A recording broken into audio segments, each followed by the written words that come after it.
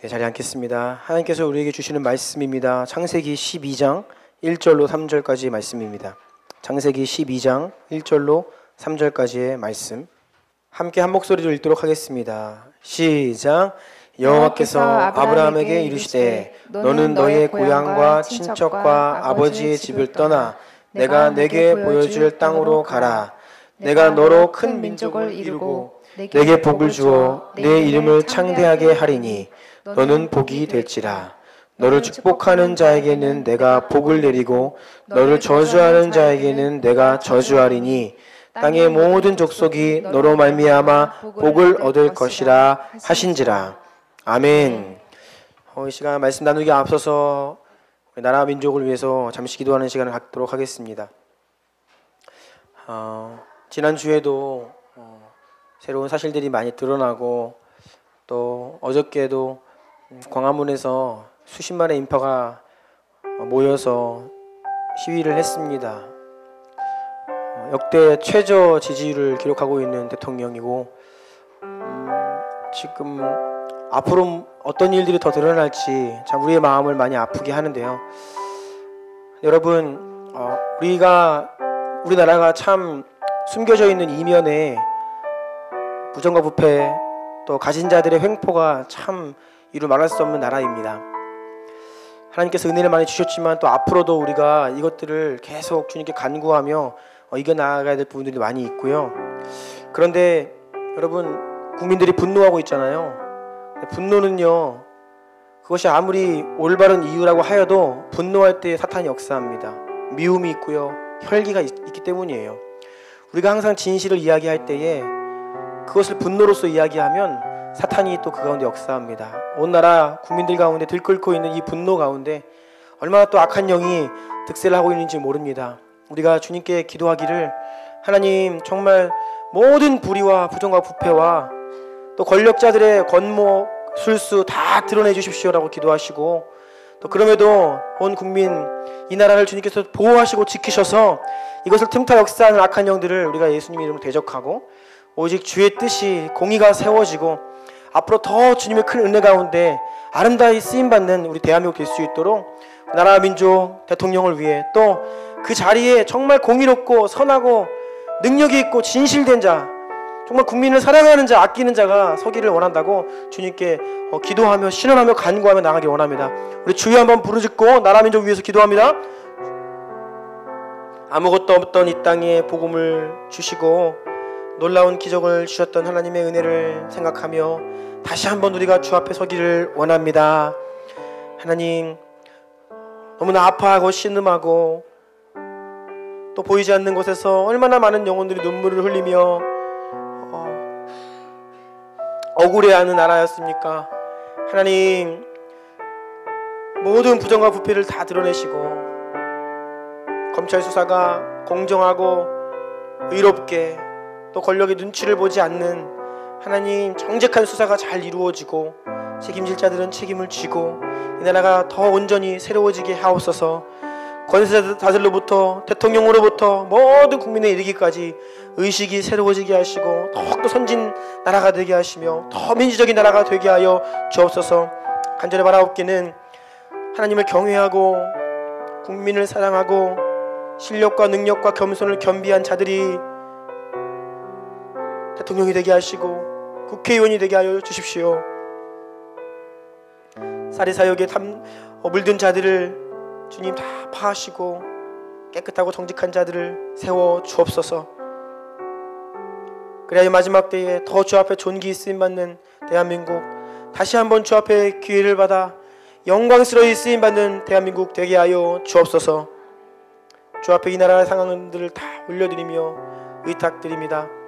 또 이 시간 우리가 말씀 앞에 섭니다. 주의 말씀은 생명이오니 우리를 온전케 하시고 온 주님교회 가정마다 새바람 불게 하여 주옵소서. 예수님 이름으로 기도드리옵나이다. 아멘.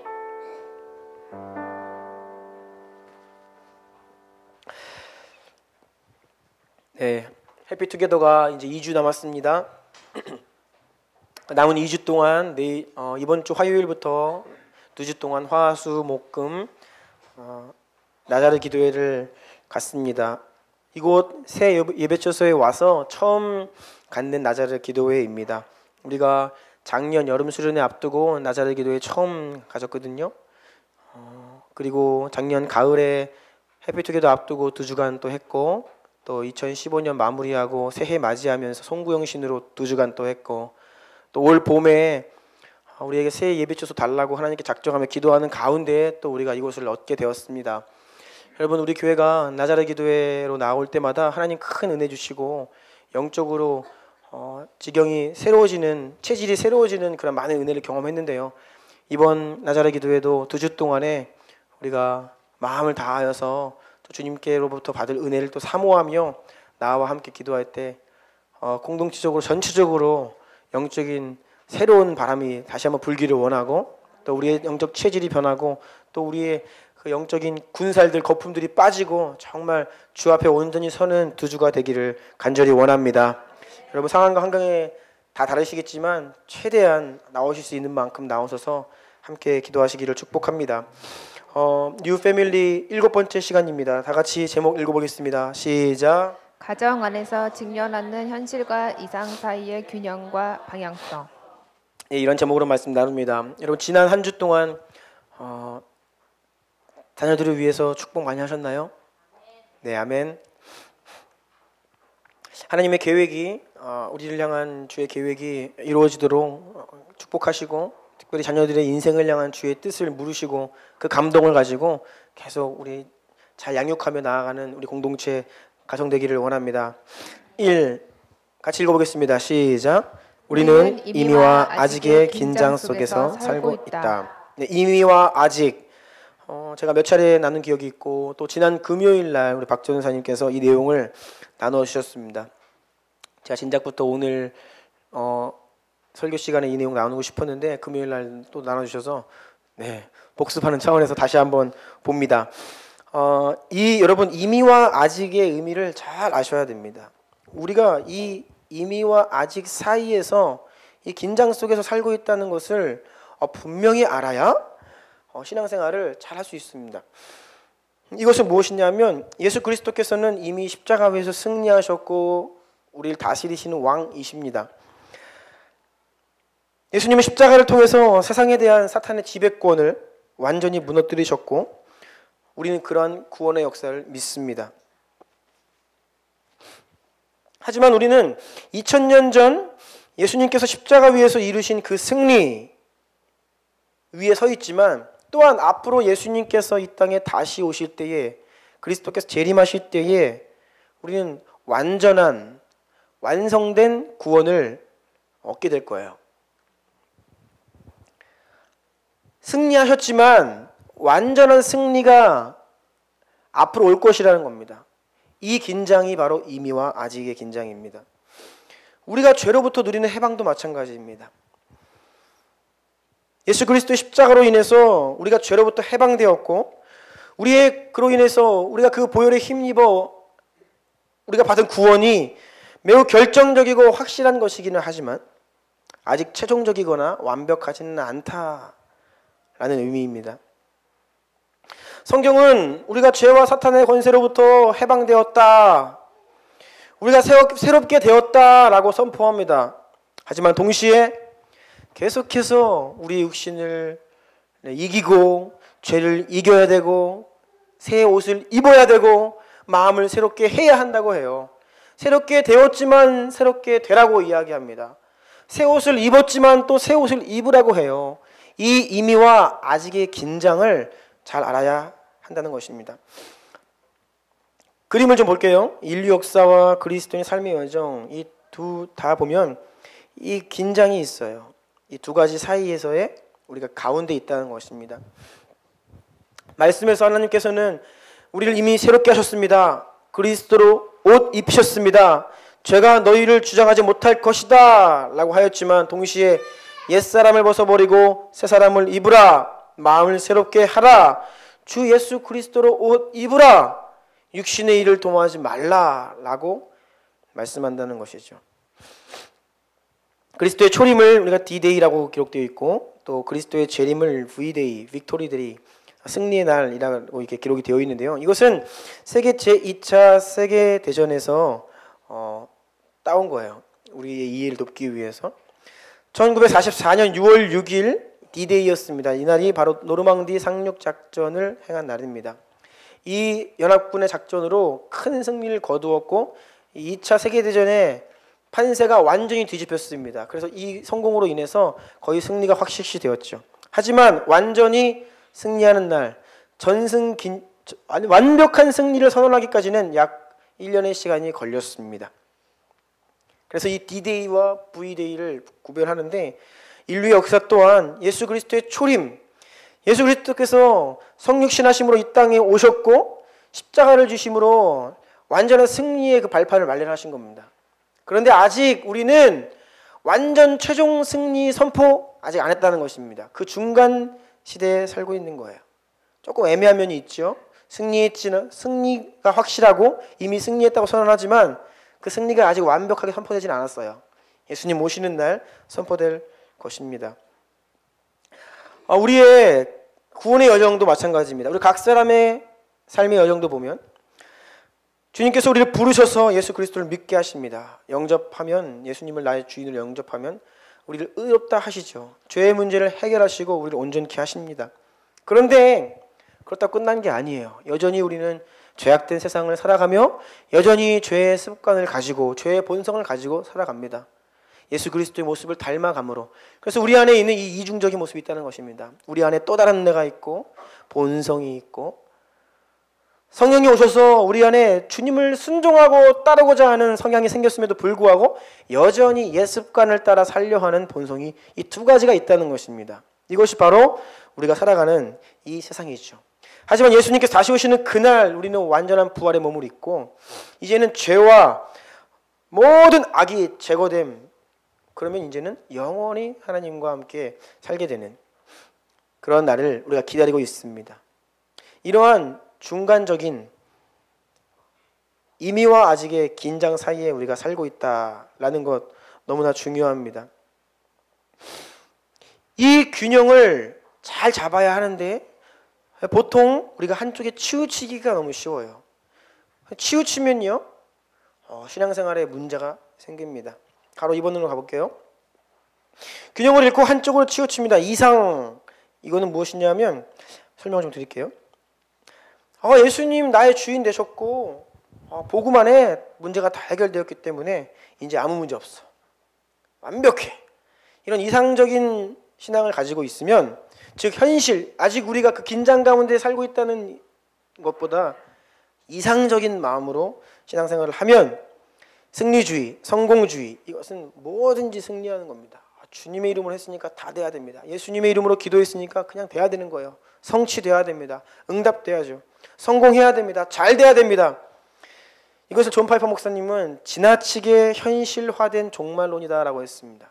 무슨 뜻이냐 하면 예수 그리스도께서 앞으로 장차 다시 오시는 그날 우리가 누리게 될 완벽한 승리, 완전한 영광을 아직 그날이 오지 않았는데 이 땅에서 이루어보려고 땡겨온다는 거예요. 그래서 지금 여기서 그렇게 하려고 한다는 겁니다. 완벽한 것을. 이런 신앙관을 가지고 있으면 현실과의 괴리감 때문에 힘들어져요.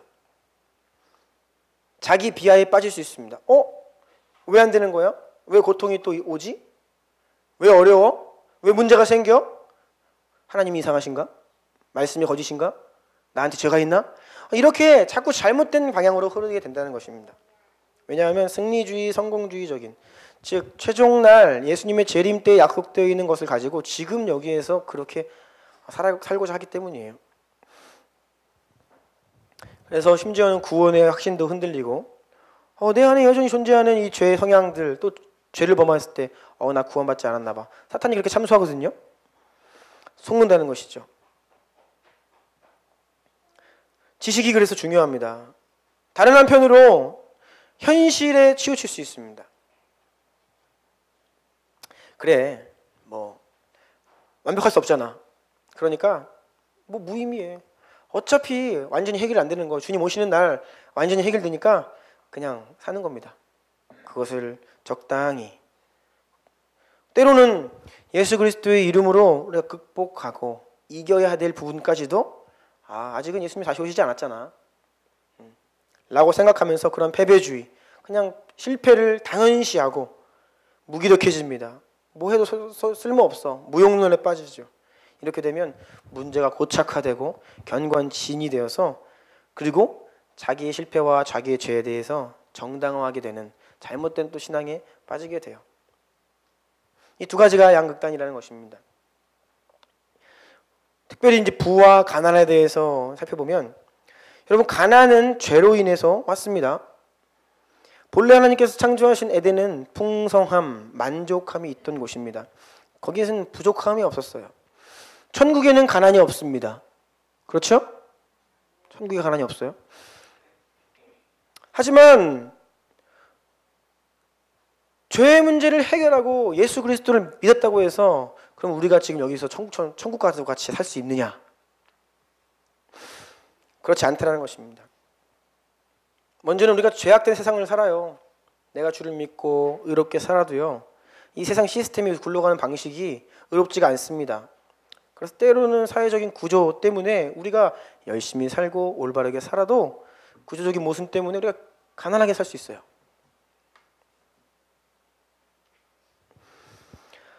성경은 두 가지를 다 이야기합니다.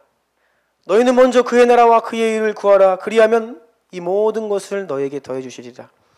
이 가난의 문제, 우리의 그 기본적인 필요의 문제를 하나님께서 하나님을 의지하고 하나님 나라를 구하며 사는 믿음의 사람들에게 약속해 주신 거예요. 공급해 주시겠다고, 채워 주시겠다고.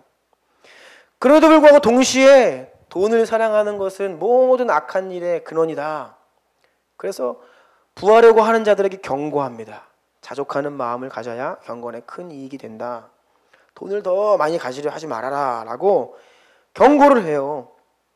두 가지를 다 이야기하는 거예요. 그래서 여러분, 우리가 가난에 눌려서 때로는 그것이 하나님의 나라를 구하며 그것을 의지하며 공급을 경험하는 것도 맞지만, 또 그렇다고 해서 우리가 뭐 하나님께서 주신 복을 다 받아 누리고 마치 이것이 천국이냐, 주님은 우리 아버지시고 우리가 하나님의 아들인데 자녀인데 우리가 이렇게 살아서 되겠습니까? 누립시다, 부자가 됩시다, 이런 것도 아니라는 것입니다. 양극단이라는 거예요. 질병과 고통의 문제도 마찬가지입니다. 다 죄 때문에 근본적으로 온 것이 맞아요. 예수 이름 안에 우리가 치유받습니다. 고통이 떠나갑니다. 그럼에도 불구하고 여전히 우리는 삶을 살 때에 아파요. 고통이 찾아옵니다. 완전히 이것으로부터 자유할 수가 없다라는 것입니다. 그런데 이것이 한쪽으로 치우치면 아프고 고통이 있을 때 내 죄 때문인가? 믿음이 없어서인가? 물론 여러분, 믿음으로 치유될 수 있고 믿음으로 고통의 문제를 극복할 수 있습니다. 그런데 그렇다고 하여도 완전히 거기에서 자유할 사람은 없다는 것이에요. 균형이 필요한 것이에요. 예수님 당시에도 한 맹인을 일컬어 사람들이 예수님께 여쭈어보았습니다. 예수님, 저 사람이 맹인으로 태어났어요. 장애우예요. 누구 죄 때문이에요? 근데 예수님은 그 죄 때문이라고 말씀 안 하셨거든요. 섭리적으로 그 일을 통해 하나님께서 하고자 하신 일이 있기 때문에 하나님께서 허락하신 일이다라고 말씀하세요. 오늘날도 우리가 고통의 문제, 질병의 문제에 맞이할 때 이것이 꼭 나의 어떤 잘못해서 하나님 벌 주셨나? 이러한 관점을 틀었다는 것입니다. 하나님의 섭리적으로 그 섭리 안에 있고, 때로 우리가 주 예수의 이름으로 낫기도 하지만, 또 그럼에도 이 땅 위에 살 때 우리가 이 질병의 문제, 건강의 문제에 있어서 완전히 자유할 수 없다라는 것이죠. 눈물도 없고 질병도 없고 아픔도 없는 날은 계시록에 기록되어 있습니다. 장차 다시 오실 하나님 나라입니다. 예수 그리스도 다시 오실 때에 그날은 정말 눈물도 없어요. 아픔이 없어요. 하지만 이 땅 위에서는 아니라는 것입니다. 사회 영역을 바라볼 때도 마찬가지입니다. 세상에 본래 하나님의 것이죠. 그런데 사탄이 지금 주인 노릇을 하고 있어요. 그래서 우리가 예수님의 이름으로 세상을 변화시키기를 원합니다. 그런데 그 변화시키고 세상을 회복시키는 방법에 있어서 자꾸 예수님 재림 때에 하시는 방식으로 여기서 지금 하려고 하는 경향이 있어요. 예수님 재림하시는 날 어떻게 오시죠? 왕으로 오십니다. 권세를 가지고 오세요. 이 땅에 있는 모든 자들이 예수님 오심을 보게 됩니다. 어떻게 하시냐? 심판하세요. 모든 가진 자들, 권세 있는 자들을 심판하십니다. 그리고 왕으로 그들을 처벌하시고 다스리세요. 이것은 예수님의 재림날 있을 일입니다. 예수님은 초림 때 그렇게 안 오셨죠. 연약한 인간으로 오셨습니다. 종의 모습으로 오셨어요. 고통받고 고난받는 십자가를 지심으로 죄를 이기셨죠. 그런데 우리가 이 중간 이미와 아직 긴장 속에 살아가는 우리가 예수님 재림 때 오셔서 하실 그 방식으로 지금 세상을 정복하려 한다는 거예요. 그래서 사회 영역을 정복할 때 어떻게 했어요? 그동안 우리가 높은 자리에 올라가야 돼. 대통령이 돼야 돼. 대학 총장이 돼야 돼. 국회의원이 돼야 돼. 이런 식으로 그래서 정복하는 개념으로 이야기를 했다는 것입니다. 틀렸죠. 그 방법이 옳지 않은 방법이라는 것이 다 드러났습니다. 물론 하나님은 다니엘처럼 요셉처럼 특별한 부르심으로 하나님께서 사용하실 수 있어요. 그런데 그것이 우리의 일반적인 방식은 아니라는 겁니다. 성경에서 예수님께서 오늘날 우리에게 말씀하시는 일반적인 방식, 주요한 방법은 낮아짐이에요. 십자가를 짐으로 우리가 그들에게 져줌으로 승리하는, 참 이런 아이러니, 그러한 승리를 말하고 있는데 예수님 재림 때에 오시는 그런 승리적인 모습을 가지고 지금 여기에서 싸우려고 한다는 것, 이게 문제예요. 이것도 균형이 없기 때문에 그렇습니다. 말세의 고난과 대환란에 대해서도 마찬가지입니다. 분명히 성경에서 말세의 마지막 때 대환란이 기록되어 있어요. 그런데 너무나 이 승리주의적이고 성공적인 그 신앙관을 가진 분들은 어떻게 생각하냐면, 마지막 때의 교회가 영광을 회복하고 능력을 회복하고 세상에 있는 재물도 교회로 막 들어와서 교회가 흑암의 세력과 거의 이렇게 정면 대결해서 이기는 형태, 그런 말세를 이야기하는데 그것은 틀린 생각이에요. 그렇지 않아요. 마지막 때에 성도들이 큰 환난을 묵묵히 견뎌야 될 것입니다. 그 가운데에서 알곡과 가라지가 드러나고 그 가운데서 우리가 연단을 받아 그리스도의 정결한 신부로 나아가 승리하게 될 것인데요.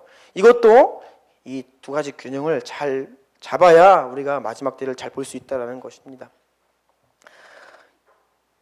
이것이 바로 이미와 아직의 긴장이 우리가 있다라는 거예요. 자, 큰 2번 보겠습니다. 가정 안에서도 이런 이상과 현실, 이미와 아직의 긴장을 우리가 잘 이해할 필요가 있어요. 이 균형이 필요하다는 것입니다. 가정에 대해 우리가 기대합니다. 무언가를 꿈꿔요. 우리가 new family, 뭐예요? 새로워지기를 원하는 겁니다. 기대를 하는 겁니다. 이대로는 안 된다는 거예요. 지금으로는 만족할 수 없다는 것입니다. 그런데 우리가 이렇게 가정에 대한 기대와 문제를 대할 때에도 이상과 현실의 균형이 반드시 필요해요. 다음 페이지입니다. 먼저는 지나친 현실주의를 경계해야 합니다. 다 그런 거야. 문제없는 가정 없잖아. 지금 천국 아니잖아. 예수님 아직 안 오셨잖아. 그러니까 우리 다 연약한 인간이고 가정마다 문제 있는 거 맞지. 여러분, 이러한 태도는 좀 잘못되었어요. 문제를 방치하면 안 됩니다. 그 앞에 굴복해서도 안 돼요. 만약 우리가 가정 안에서 부모와 자녀 간에 또 부부 간에 이 반복되는 갈등의 패턴이 있다라고 하면 그것을 벗어나야 됩니다. 극복해야 됩니다. 부정적인 연결고리가 있으면 끊어내야 돼요. 그냥 그것을 그냥 무기력하게 인정하거나 그냥 나도 죄인이고 우리가 다 죄인이고 연약하기 때문에 아직 완전하지 않기 때문에 뭐 당연히 그러한 거야. 이렇게 바라보면 안 된다는 것이에요. 우리가 가정 안에서 치루어야 될 영적 전쟁은 현실의 어려움도 있고 우리의 연약함도 있습니다. 인정합니다. 하지만 매일매일 그것을 이기기 위해 힘써 싸우고 극복하고 또한 승리를 맛보는 어떤 그러한 싸움이 되어야 해요. 마태복음 5장 48절 다 같이 한번 읽어볼까요? 시작. 그러므로 하늘에 계신 너희 아버지의 온전하심과 같이 너희도 온전하라. 이것이 예수님께서 말씀하신 이미와 아직 사이의 긴장, 살아가는 우리에게 말씀하신 거예요. 아버지의 온전하심 같이, 완전하심 같이입니다. 하나님의 완전하심처럼 너희도 완전해라 라고 말씀하십니다. 여러분, 제가 묻겠습니다. 우리가 하나님처럼 완전해질 수 있습니까? 없죠? 그런데 왜 완전해지라고 하죠? 이 둘 다 붙으려는 거예요. 완전해질 수는 없지만 완전해져라. 이게 무슨 말입니까? 예수님 말씀입니다. 오늘 찬양 가사를 보니까 다 표현 못해도 나 표현하리라. 이 찬양이 바로 이 이미와 아직 긴장 사이에서 참 좋은 고백이에요. 다 고백 못해도 나 고백한다. 다 알 수 없어도 알아가리라. 하나님의 크고 위대하심을 다 알 수는 없어요, 우리가. 하지만 알아가는 것입니다. 그리고 다 닮지 못해도 닮아가리라. 우리가 예수님처럼 될 수 없어도 닮아가야 한다는 것이에요. 예수님은 하나님의 완전하신 것처럼 너희도 완전하라 라고 우리에게 요구하고 계신다는 겁니다. 그래서 우리가 현실에 굴복해서는 안 돼요. 가정 안에 문제가 없을 수는 없습니다. 완벽히 천국에 갈 수는 없어요. 현실적으로 보면 그렇습니다. 하지만 그렇다고 하여서 문제를 그냥 내버려두면 안 돼요. 천국 공동체를 꿈꾸며 천국 같은 가정을 꿈꾸며 나아가야 된다는 것입니다. 그러기 위해서 에베소서 4장 26절 27절 말씀을 기억해야 됩니다. 읽어주세요. 분을 내어도 죄를 짓지 말며 해가 지도록 분을 품지 말고 마귀에게 틈을 주지 말라. 가정 안에서의 여러분 문제 원칙 한 가지 따라해 볼까요? 그날의 문제는 그날 해결해야 된다. 그날 해결해야 한다. 이게 하나님께서 주신 원칙이에요.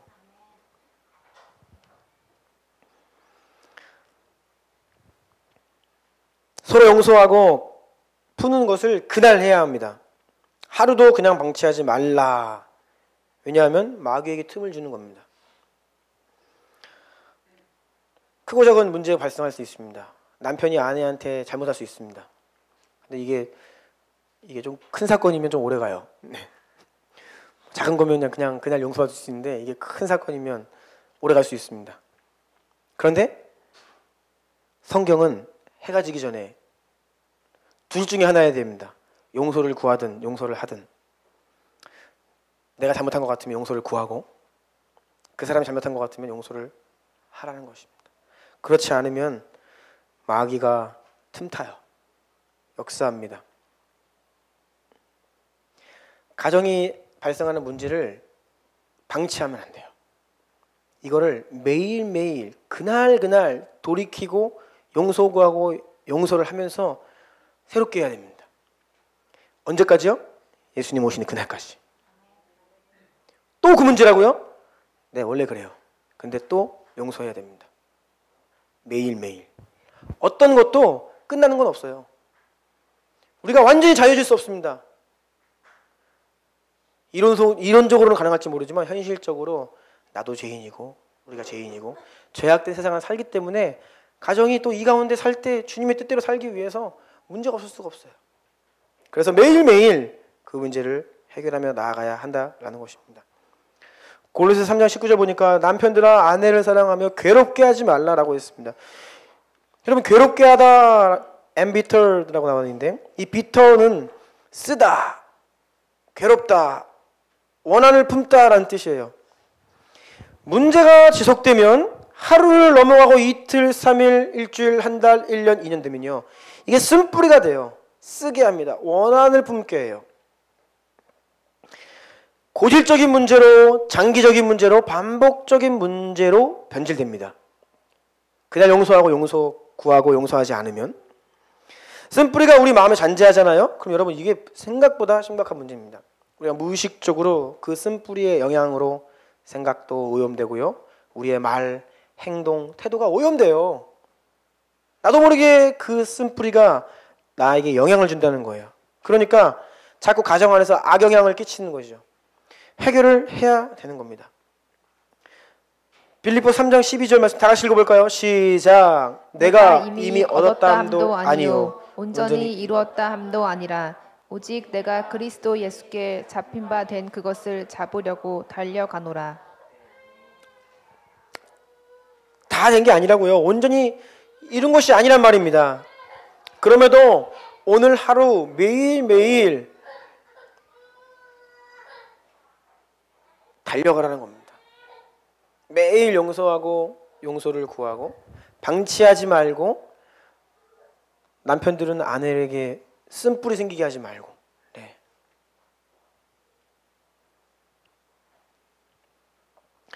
온전치는 못하지만 그 문제 앞에 계속 직면하고 극복해야 된다는 것입니다.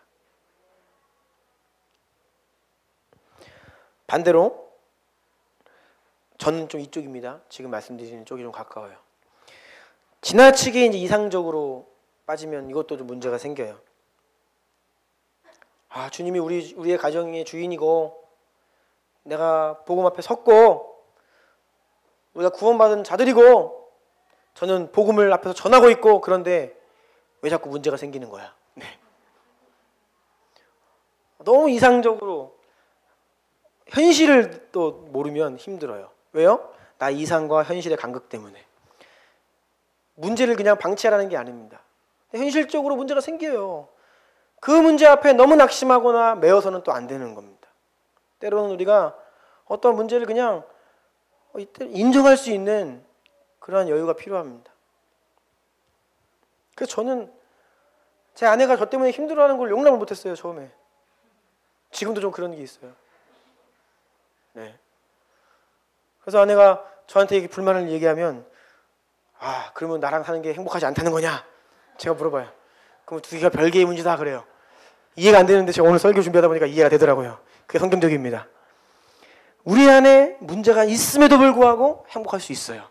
저는 행복하니까 문제가 있으면 안 되라고 생각했던 거죠. 예수님을 주인 삼았으니까 우리는 완벽해야 되라고 생각한 거예요. 천국을 상상한 겁니다. 그러면 자그마한 문제에도 용납할 수, 이렇게 해결하고 넉넉한 마음으로 대하면서 풀어가야 되는데 막 용납이 안 되는 거예요. 그리스도인은 참 이 부르심을 보면 아주 신비한 측면이 있습니다.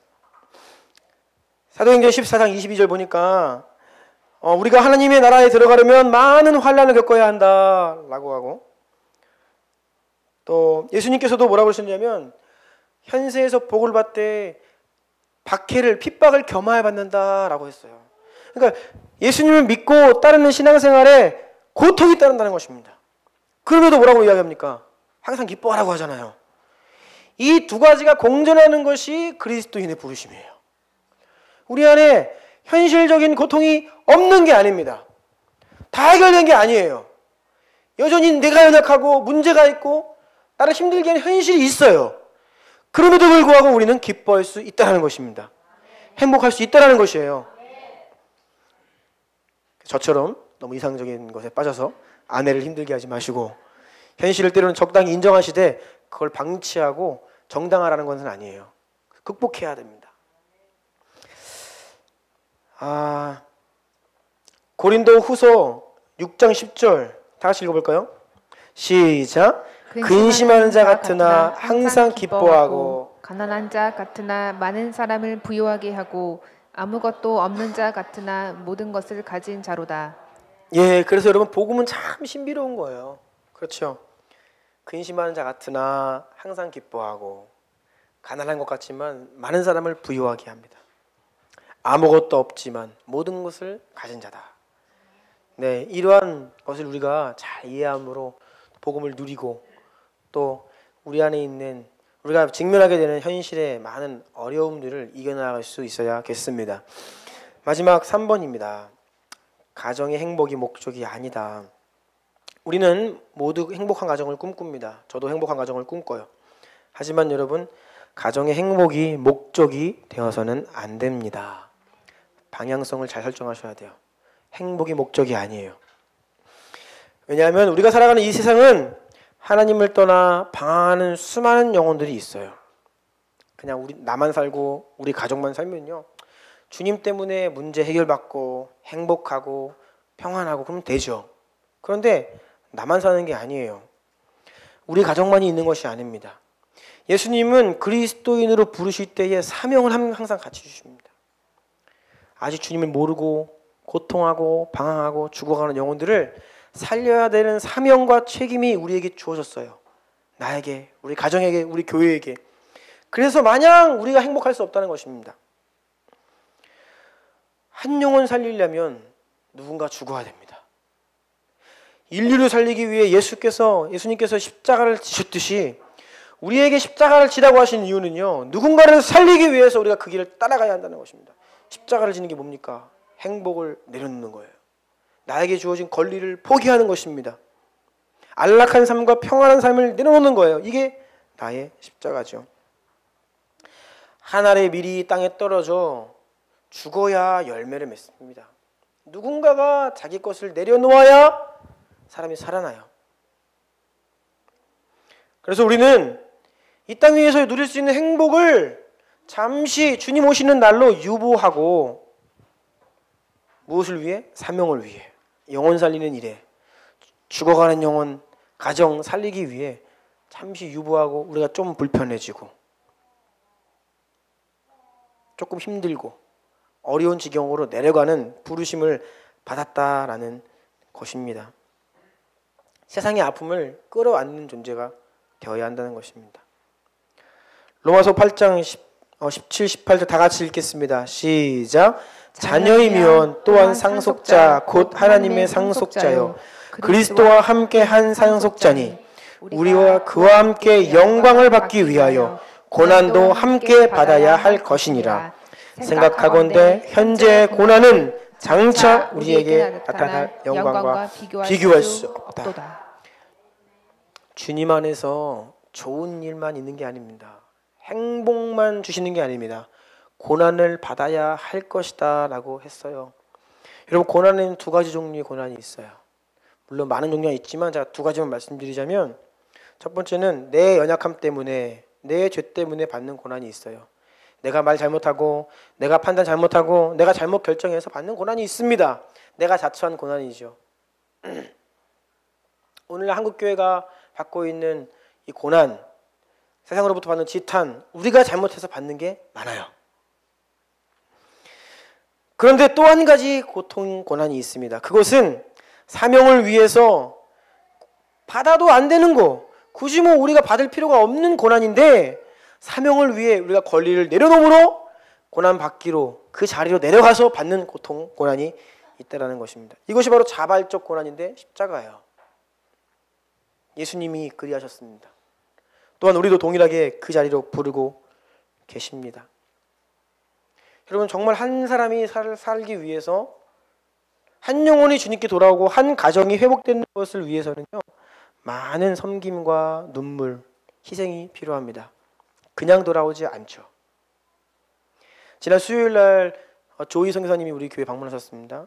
데미안을 입양하시고 기르는데, 여러분, 그 한 영혼이, 데미안이 버림받았어요. 버림받고 상처 많고 장애 있는 그 한 아이를 살리는데 그냥 살려집니까?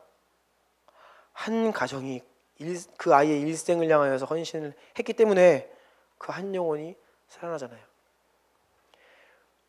조희 선교사님 자녀들이 다 대학 졸업하고 컸습니다. 이제 두 분이서 평안하게 살 수 있는데 뒤늦게 데미안을 입양하셨어요. 더 우리가 당혹스러웠던 것은 두 달 전에 다른 또 한 아이를 입양하려고 시도를 하셨습니다. 물론 이제 그게 잘 되지는 않았습니다. 폴 성사님 큰딸이 내년에 결혼을 합니다. 근데 결혼을 하는데 이 딸이 울었대요. 내년에 나 결혼하는데 부모님이 아무것도 못 해줘요. 가진 게 아무것도 없어요. 폴 성사님이 원래 비즈니스 하셨거든요. 좋은 집에 사셨습니다. 그 비즈니스 다 양도하고 그냥 그렇게 금식의 삶을 살기로 작정하고 교회 후원받아서 조그마한 수입으로 지금 사세요. 중보자의 인생을 사시는데, 딸이 이제 큰딸이 결혼을 하는데 뭐 모아둔 돈이 전혀 없어요. 매달 그때그때 후원받아서 사시니까요. 그런데 그 상황에서 또 다른 아이를 입양한다고 이제 시도를 하니까 이 딸이 부모님이 이해가 안 되니까 울었대요. 어떻게 그럴 수가 있냐고. 그때 이 선교사님이 그 딸 이라한테 이렇게 말씀하셨다고 합니다. 우리가 하나님의 부르심 받아서 주의 뜻에 순종하며 사는데 주님이 마음 주시니까 하는 거지. 우리가 뭐가 있어서 하겠니? 하면서 뭐 같이 오셨다고 하는데요. 여러분, 한 영혼 살리는 거, 한 가정 살리는 거 쉽지 않죠. 누군가 희생해야 됩니다. 오늘날 주님 때문에 우리가 행복하고 주님 때문에 잘 살고 잘 먹고 할 수 있어요. 근데 그것은 너무나 하나님의 마음을 모르는 것이죠. 하나님 향해서 내가 누릴 수 있는 권리, 내가 누릴 수 있는 안락한 평안한 삶을 잠시 주님 오시는 날로 유보하고 내가 영혼 살리기 위해서 그에 동참하고 싶습니다라고 하는 거예요. 여러분, 아직 미전도 종족들이 남아 있습니다. 복음이 들어가지 않은 곳이 여전히 많이 존재해요. 그런데 왜 그곳에 가지 않지요? 교회들이 왜 그곳에 집중하지 않지요? 재정의 98% 이상이 이미 복음이 들어간 곳에 흘러가고 있습니다. 정말 필요한 곳으로 안 가고 있어요. 왜일까요? 힘들기 때문입니다. 내려놓아야 될 것이 많기 때문입니다. 여러분, 주님 다시 오신 날을 바라보며 우리에게 주신 사명을 우리가 감당하는 데에는 많은 희생이 필요해요. 내려놓아야 되는 것들이 많이 생깁니다. 그래서 여러분, 행복이 목적이 되면, 가정의 행복이 목적이 되면 주님을 통해 치유와 회복을 경험할 수 있는지 모르겠지만 결국 하나님의 목적에서 다른 길로 가버리게 됩니다. 주님의 부르심은요, 너의 가정이 온전케 되고 권리를 내려놓고 영혼들을 살리는 것으로 우리를 부르고 계시는 거죠.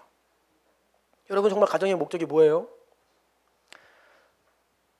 부부간에 뭐 문제가 있을 수 있습니다. 여러분, 그래서 잘 해결돼서 행복하게 살고 싶어서요? 아니에요. 우리가 사명받은 가정이 주의 사명을 감당해야 되는데 지금 문제 때문에 그것이 안 보이잖아요. 문제에 지금 몰입돼 있잖아요. 그러니까 그 문제를 해결하고 딛고 일어서서 주님의 부르심으로 달려가야 되는 것입니다. 행복이 목표가 아닙니다. 목표가 아니에요.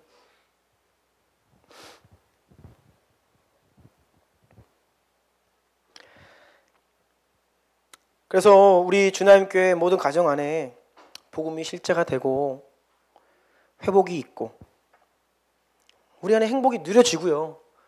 동시에 하나님께서 이 가정들을 통해서 하고자 하시는 일이 지금 너무 많습니다. 크고 거창한 일이 아닙니다. 되게 작은 일인데 어려운 일이에요. 여러분, 고아들 살리는 일, 뭐 우리가 큰 단체를 설립하고 복지기관을 설립하고 해서 고아를 살리는 일, 그런 걸 꿈꾸십니까? 아니요. 한 명을 내가 드리면 돼요. 내가 입양하면 되잖아요. 되게 간단하지만 어려운 일이라는 것입니다. 여러분, 복지 문제 오늘날 굉장히 큰 이슈인데요. 제가 나라의 복지 정책을 반대하는 것은 아닙니다. 저도 복지 더 잘해줬으면 좋겠어요, 나라가. 그런데 성경에서는요, 복지 문제를 국가의 책임이라고 이야기한 적이 한 번도 없어요. 복지 문제는 교회의 책임입니다. 그리스도 가정의 책임이에요. 노인 문제, 고아 문제, 장애우들, 버림받은 자들. 이게 여러분 교회가 할 일입니다. 초대교회가 그리고 그 일을 했잖아요. 그래서 대천도 신부님은 10가정 중에 한국교회의 그리스도인 가정 중에 10가정 중에 한 가정만이라도 고아나 과부나 노인이나 장애우들을 위해 헌신하면 그냥 국가가 아무 일을 안 해도 그냥 해결된다는 것입니다. 10가정 중에 한 가정만이라도 해도. 우리 안에 정말 우리 주나님교회 안에서 한 가정이 예를 들어서 버림받은 아이를 입양했어요. 그러면 다 우리가 입양하면 좋겠지만 또 못합니다. 그러면 나머지 가정들이 재정적으로 서포트를 하고 이런 형식이 되면요, 우리 교회가 크지는 않아도 작은 일을 할 수 있는데요, 이 작은 일들을 모든 교회가 할 때에 해결되는 것이죠. 네, 국가를 향하여서 우리가 요구할 수 있습니다. 네, 하지만 우리 더 근본적인 하나님의 부르심은 교회를 향하여서 교회들이 그 일을 하라고 하는데요. 왜 이 일을 못하냐? 우리가 아직 그 일을 감당할 수 있는 그릇이 안 되잖아요. 우리 안의 문제와 연약함과 현실에 막혀서 우리가 지금 뭐 사명을 감당하지 못해요. 가정마다 내 문제가 너무 많고 너무 힘들잖아요. 그래서 우리가 새로워져야 한다는 것입니다. 그런데 새로워졌을 때에 그냥 그 새로워지고 행복이 끝이냐? 아니죠. 우리는 사명의 자리로 나아가야 한다는 것입니다.